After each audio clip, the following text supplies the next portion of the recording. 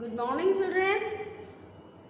हाँ तो बच्चों, कल हम लोग पाठ 8 में कारक को अधूरा छोड़े थे। हमने इसके 4 भेद और इसकी विभक्तियों के विषय में बात की थी। आज मैं 5वां नंबर अपादान से इसे आरंभ करती हूँ। तो बच्चों, अपादान जो था इसके विषय में मैंने कल बताया था कि ये जो क्रिया महारानी के दरबार में बैठा हुआ था तो ये बीच में टपक पड़ा कि आपने तो गलती से मुझे भी से दे दिया और करण को भी से दे दिया। तो महारानी ने इसे श्राप दे दिया था। क्या कहा था कि जाओ तुम हमेशा अलगाव का काम करते रहोगे। तो समझ में आया ना, जब अलग होने की स्थिति होती है तो वहां पर अपादान होता है। उस से का मतलब होता है अपादान। जैसे वाक्य में संज्ञा या सर्वनाम के जिस रूप से अलग होने या तुलना करने का भाव प्रकट हो उसे अपादान कारक कहते हैं। जैसे नल से पानी टपक रहा है, पेड़ से पत्ता गिरा, हिमालय से गंगा निकली।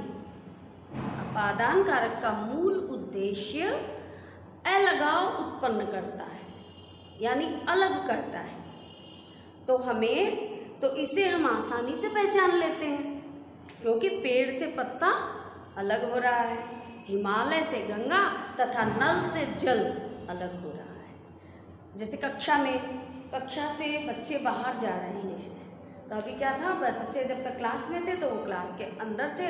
अब क्लास का और बच्चे का संबंध टूट गया है, अलगाव आ गया है, वो बाहर चले गए हैं। तो ये कौन सा है? से। ये वाला से कौन सा हुआ? अपादान का।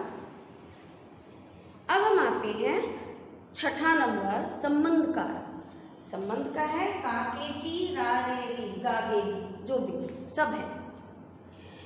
संज्ञा सर्वनाम के जिस रूप से उसका वाक्य में आए अन्य संज्ञा सर्वनाम शब्द के साथ संबंध ज्ञात हो उसे संबंध कारक कहते हैं।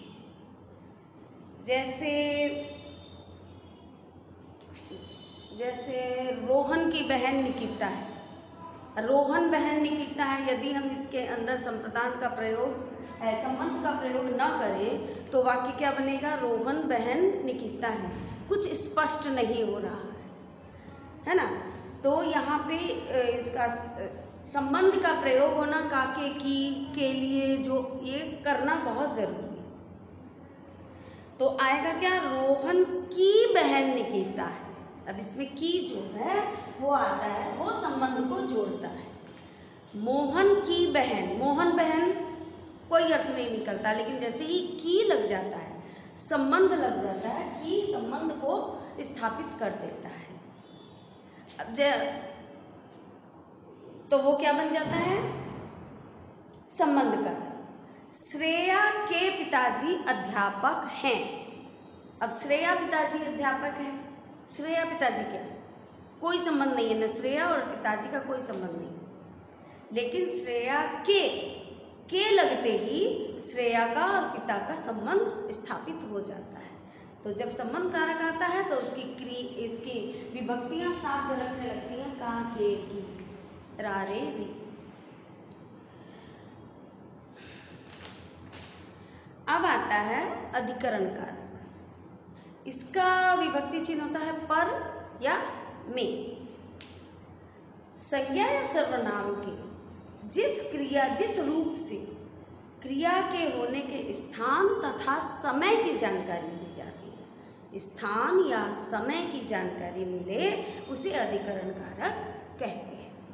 जैसे मेज पर किताब रखी है। अब किताब मेज रखी है, ये वाक्य न तो पूर्ण लगता है और न ही शुद्ध लगता है। जैसे ही इसमें अधिकरण आ जाता है, किताब मेज पर रखी है, तो ये वाक्य शुद्ध हो जाता है और समझ में भी आ जाता है कि पर जो है अधिकरण कारक है। कमरे में अंधेरा है। कमरे अंधेरा है से कोई मतलब नहीं, वाक्य पूर्ण नहीं होता। कमरे में अंधेरा है। परीक्षा मार्च होगी, क्या ये सही है? नहीं, परीक्षा मार्च में होगी। अधिकरण कारक पहचानने के लिए हम क्रिया के साथ प्रश्न करेंगे। कहाँ और कब परीक्षा होगी? कब क्रिया के साथ परीक्षा होगी? कब? मार्च में। अब आता है संबोधन कारक। संज्ञा या सर्वनाम के जिस रूप में बुलाने या पुकारने का बोध हो उसे संबोधन कारक कहते हैं। जैसे अरे भाई मेरी बात तो सुनो। जब अननोन पर्सन होता है तो हम उम्र के अनुसार आदमी को पुकारते हैं। यदि कोई बड़ा बुजुर्ग है तो हम लोग कहते हैं दादाजी, दादाजी कह देते हैं हम। और यदि कोई यंग है तो हम उन्हें अंकल कह देते हैं। और यदि कोई सिमिलर आता है, अपनी समान उम्र का आता है, तो हम भाई बोल देते हैं, अरे भाई जरा सुनना। लेकिन हम कुछ ना कुछ कह के पुकारते हैं, उसी को संबोधन कहा जाता है। हे ईश्वर मुझे बचाओ। अब गॉड दिखाई नहीं दे रहा है लेकिन फिर भी हम उनसे प्रे कर रहे हैं, उन्हें पुकारे हैं। किससे? गॉड को एक संबोधन दिए, हे ईश्वर। अब आता है ओ लड़के इधर आना। तो अब लड़के का नाम तो हम लोग नहीं जानते लेकिन उसे बुलाना है तो हमने एक संबोधन दिया। सिर्फ कहते लड़के इधर आओ, शायद वो ध्यान नहीं देगा।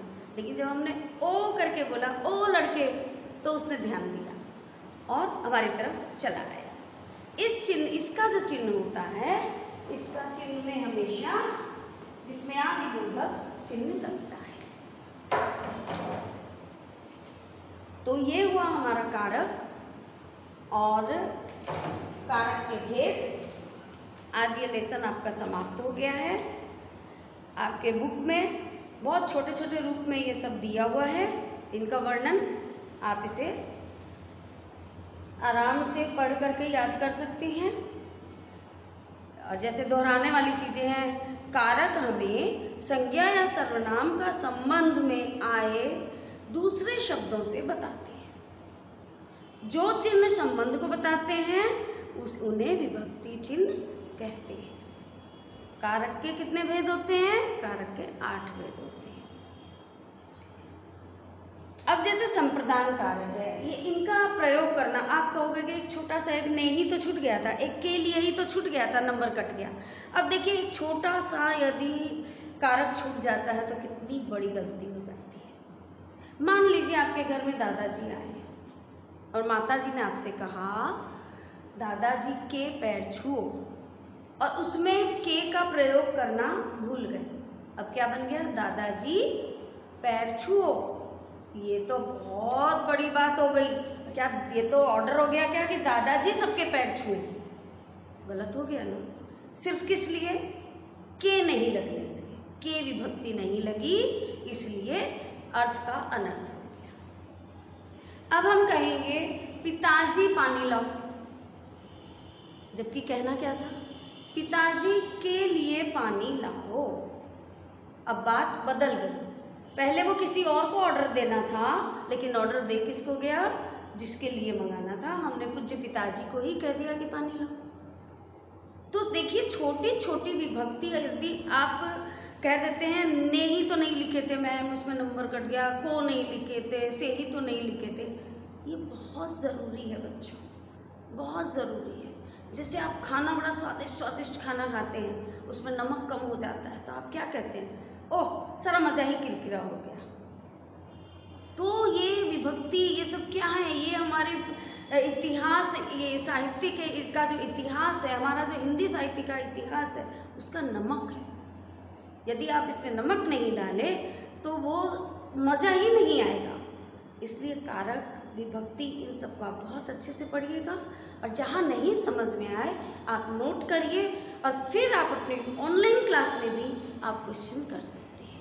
तो बच्चों आपको ये पाठ समझ में आ गया होगा। 2 दिन में समाप्त हुआ है ये पाठ। आगे मैं आपको इसकी वर्कशीट दूँगी। ध्यान से पढ़िएगा और वर्कशीट को पूरा बनाने की कोशिश कीजिएगा। उसके बाद ही मैं उसके आंसर बताऊँगी। क्वेश्चन आंसर भी लिखवा दूंगी। जिनके पास बुक्स नहीं है मैं उन्हें बुक वर्क की जगह बुक में बना करके बुक के का भी PDF बना के सेंड करती हूँ।